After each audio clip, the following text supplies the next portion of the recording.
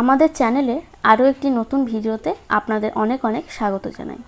আপনারা বাড়িতে পনিরের অনেক রকমের রেসিপি বাড়িতে ট্রাই করেছেন। একবার এই রেসিপিটি ট্রাই করে দেখতে পারেন, আশা করি ভালো লাগবে। এর জন্য লাগছে 500 ml মতো দুধ, লাগছে ভিনিগার।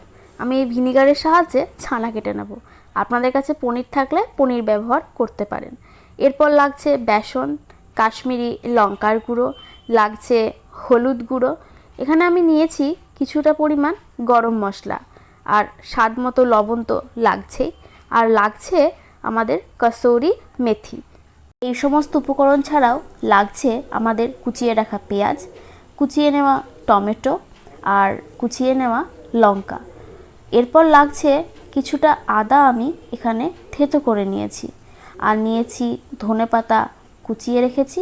তারপর ফ্যাটানো টক দই 2 চামচ। এরপর আমরা ছানা তৈরি করে নেব। তার জন্য গরম পাত্রে দুধটা ঢেলে তার মধ্যে দেব ভিনিগারটি আমি কিছু পরিমাণ জলের মধ্যে 2 চামচ মতো ভিনিগার দিয়েছি। এই ভিনিগারটা দুধটা যখন ফুটে উঠবে তার মধ্যে দিয়ে ছানাটি কেটে নেব। ভিনিগার দেওয়ার সময় গ্যাসের ফ্লেমটা অবশ্যই কম করে রাখবেন।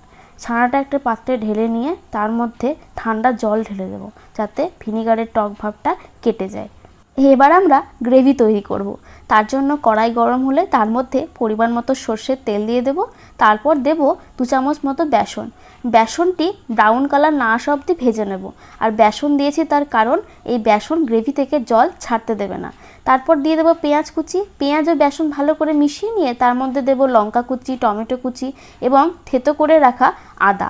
সব কিছু দেওয়া হয়ে গেলে তার মধ্যে দেব লবণ, হলুদ গুঁড়ো, কাশ্মীরি লঙ্কার গুঁড়ো। তারপর দিয়ে দিচ্ছি তার মধ্যে আমি গরম মশলা। সমস্ত কিছু ভালো করে মিশিয়ে নিয়ে তার মধ্যে গরম করে রাখা জল দিয়ে দেব। নাতিশীতোষ্ণ জল দেওয়ার পর ভালো করে মিশিয়ে নিয়ে আমি 1 মিনিটের জন্য ঢাকা দিয়ে দেব। 1 মিনিট পর ঢাকনা খুলে নেব। দেখতেই পাচ্ছেন কত সুন্দর রং এসেছে আর তেলও ছেড়ে দিয়েছে। এরপর ভালো করে নেড়ে নিয়ে তার মধ্যে আবারও কিছুটা পরিমাণ আমি গরম জল দিয়ে দেব। তারপর দিয়ে দেব এর মধ্যে ফেটিয়ে রাখা টক দই দিয়ে ভালো করে নাড়িয়ে নেব। আপনারা রান্নায় যখন টক দই ব্যবহার করবেন তখন গ্যাসের ফ্লেমটা কিন্তু অবশ্যই কম করে দেবেন। দেখতেই তো পাচ্ছেন কত সুন্দর একটা রং এসছে আর তেলও কিন্তু ছেড়ে দিয়েছে। এর পর্যায়ে এসে আমি যে ছানাটা কেটে রেখেছি সেই ছানাটা হাতের সাহায্যে ম্যাশ করে এর মধ্যে দিয়ে দেব। আপনারা পনির ব্যবহার করলে পনিরটা কিন্তু গ্রেট করে নেবেন। তারপর মশলা ও পনির ভালো করে মিশিয়ে পনির ও মশলা মেশানো হয়ে গেলে তার মধ্যে কুচিয়ে রাখা ধনেপাতা দিয়ে দেব। কুচিয়ে রাখা ধনেপাতা দেওয়ার পর তাতে পরিমাণ মতো গরম জল দিয়ে দেব। সর্বশেষে দেব আমি ওই যে কাসুরি মেথি। দেখতেই তো পাচ্ছেন কত সুন্দর একটা কালার এসছে আর দেখতেও কিন্তু দুর্দান্ত হয়েছে। ওই যে বেসনটা দিয়েছিলাম তার জন্য কিন্তু তরকারি থেকে কোনো রকম জল ছাড়েনি। দেখুন কত সুন্দর শুকনো শুকনো হয়েছে। আমার রান্না ফুরোলো, নোটে গাছটি মুড়োলো। দেখতেই পাচ্ছেন কত সুন্দর হয়েছে।